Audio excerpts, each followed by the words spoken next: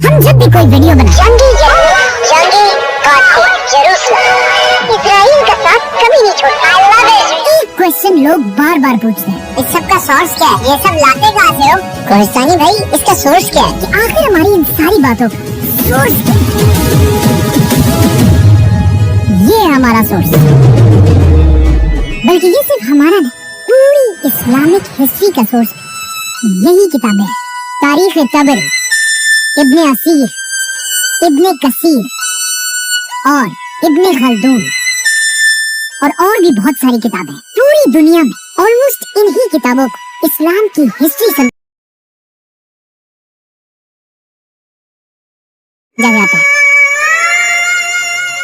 لیکن میرے خیال میں اس سے بھی بڑا کوشچن یہ ہونا چاہیے کہ آخر اسلام کی ہسٹری کے ان کتابوں کا سورس کیا ہے، اور یہ ساری بڑی بڑی بکس آخر آئی کہاں سے؟ ان بکس اور ان کے لکھنے والے اسکالرز کی سٹوری بہت انٹرسٹنگ ہے۔ آج سے 1400 سال پہلے رسول اللہ صلی اللہ علیہ وسلم کی وفات کے بعد ان کے پہلے خلیفاؤں نے ابو بکر، عمر، عثمان اور علی رضی اللہ عنہ نے اسلام کی کوئی بھی ہسٹری نہیں لکھی، کیونکہ لکھنے کی ضرورت ہی نہیں تھی۔ زیادہ تر صحابہ اب بھی زندہ تھے اور انہیں اسلام کی ساری ہسٹری کا پہلے سے پتا تھا، لیکن آہستہ آہستہ جیسے جیسے صحابہ دنیا سے جانے لگے، مسلمانوں کی نئی جنریشن اسلام کی ہسٹری کو بدر اور خندق جیسی جنگوں کو بھولنے لگے، اور کچھ ینگ لوگ اسلام کے ہیروز جیسے خالد بن ولید اور علی رضی اللہ عنہ کو چھوڑ کر رومن اور پرشین امپائر کے ہیروز ہرکیلیس اور رستم سے امپریس ہونے لگے۔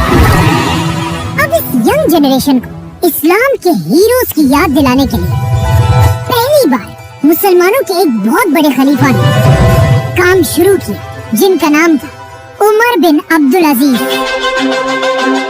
عمر بن عبدالعزیز نے خلیفہ بنتے اس زمانے کے ایک بہت بڑے اسکالر ابن شہاب الزہری کو اپنے پاس بلایا اور انہیں حکم دیا کہ میری اس خلافت میں مسلمانوں کو رسول اللہ صلی اللہ علیہ وسلم کی زندگی کے بارے میں ہر جگہ جا کر لیکچرز دو۔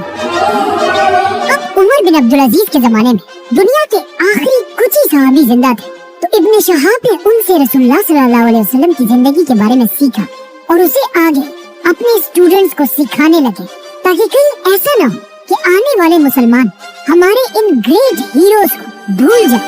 اور ان کے انہی میں سے دو اسٹوڈنٹس کو آج پوری دنیا جانتی ہے، ابن اسحاق اور امام مالک۔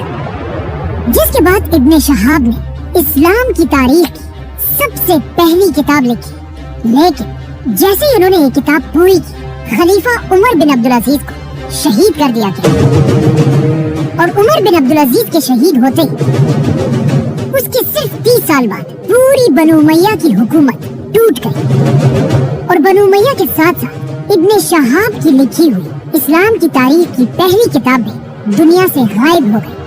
اب بنو امیہ کی خلافت تو دنیا سے ختم ہو گئی، لیکن اس کے بعد دنیا میں ایک نئی خلافت شروع ہوئی، عباسی خلافت۔ اب عباسی خلافت میں بھی بنو امیہ کی طرح بہت ساری خرابیاں تھیں، لیکن ان میں ایک بات ایسی تھی جسے کوئی بھی ڈینائی نہیں کر سکتا، عباسی علم۔